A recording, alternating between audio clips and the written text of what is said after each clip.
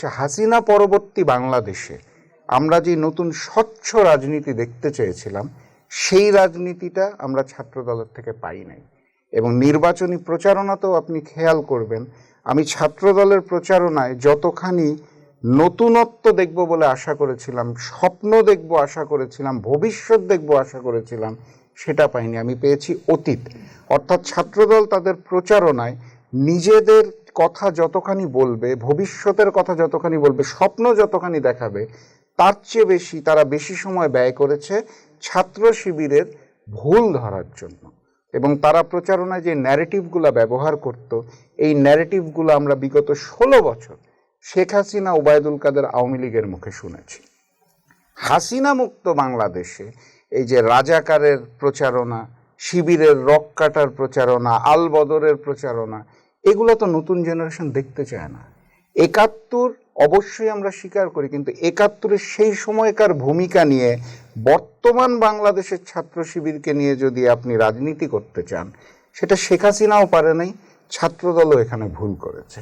আমি যেটা মনে করি, আপনার মনে থাকার কথা, গণ অভ্যুত্থান ফুলে উঠল, বিস্ফোরণ হলো যখন শেখ হাসিনা রাজাকারের নাতিপুতি এই ন্যারেটিভটা ব্যবহার করলাম। এবং আমরা জানি যে এটা হিন্দুস্তানি ন্যারেটিভ, জামাতকে চাপিয়ে রাখার জন্য। শেখ হাসিনার আমলে তো এই রাজাকার, আলবদর, এইগুলা সাথে বিএনপিকেও যুক্ত করতো। তারা বলতো বিএনপি, জামাত, শিবির একসাথে, জঙ্গি দল, তারপরে কানাডার আদালতে সেখানে সন্ত্রাসী দল হিসেবে প্রমাণ, জঙ্গি দল, মৌলবাদী দল, ইসলামের টাকাও ইনভেস্ট করেছে। রাইট। তো এই জায়গাটার থেকে 5 তারিখের পর mother of democracy Begum Khaleda জিয়াকে যদি আগুন সন্ত্রাসী হিসেবে প্রমাণ করার চেষ্টা করে, তাহলে এর চেয়ে বেশি আর কি থাকতে পারে? সেটাই। তো ওই জায়গাটার থেকে আমি মনে করি ছাত্রদল তারা যে স্ট্র্যাটেজিটা করেছিল শিবিরের প্যানেলের বিরুদ্ধে, স্ট্র্যাটেজিটাই ভুল। এটা হিন্দুস্তানি ন্যারেটিভ, রয়ের ন্যারেটিভ, শেখ হাসিনার ন্যারেটিভ, আওয়ামী লীগ ন্যারেটিভ। এই ন্যারেটিভকে যখন ছাত্রদল গ্রহণ করলো এবং প্রচার করলো, তখন সাধারণ শিক্ষার্থীরা কিন্তু এই ছাত্রদলের মধ্যেই সেই পূর্বের আওয়ামী লীগের ছায়া দেখতে পেয়েছে।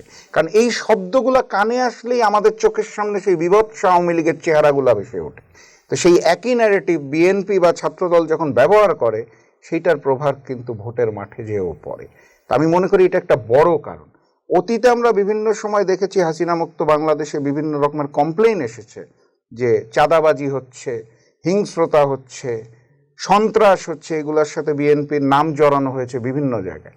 একইভাবে কম্পেয়ার যদি আপনি করেন, তাহলে আপনি শিবিরকে দেখবেন 5 তারিখের পর তারা কিন্তু নানাবিধ আয়োজন করেছে, চিত্র প্রদর্শনী জুলাইকে নিয়ে, অথবা সায়েন্স ফেস্ট, অথবা পরিশুদ্ধ পানির জন্য ওয়াটার ফিল্টারের ব্যবস্থা করা। এই ধরনের কার্যক্রম করে কিন্তু শিবির দীর্ঘদিন ধরে মাঠ রেডি করেছে। সেখানে ছাত্রদলের প্যানেল সেরকম কোনো দৃশ্যমান কাজ দেখাতে পারেনি। এবং একই সাথে সর্বশেষ কফিনের পেরেকটা ঠুকেছে যখন তারা হিন্দুস্তান র এবং আওয়ামী লীগের ন্যারেটিভকে গ্রহণ করেছে। এই সব কিছু মিলিয়ে শিবির জয়যুক্ত হয়েছে কত ব্যবধানে, এটা নির্ধারণ করে দিয়েছে ছাত্রদল।